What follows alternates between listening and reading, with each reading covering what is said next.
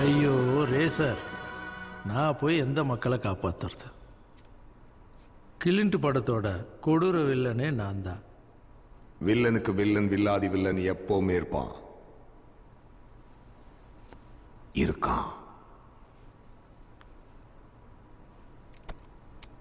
ஷட்டானி ரொம்ப மோசமான ஆளியா? நீ உண்மையான வீரன்னா ஒத்தாளா தனியா உன் ஊருக்கு கிளம்பி போய் ஷட்டானிய உயிரோட பிடிச்சு போலீஸ்ல ஒப்படைச்சு அந்த போலீஸ் கேம்ப காலி பண்ண வச்சேன்னா நீதான் மக்கள் தலைவர். இவனுங்க யாரு வேணாம், நான் மட்டும் உன் கூட வரேன். சுட சுட படம் பிடிக்கலாம். இந்த உலகத்தோட முதல் கருப்பு கிளின்ட் ஈஸ்ட்வுட் நீதான்.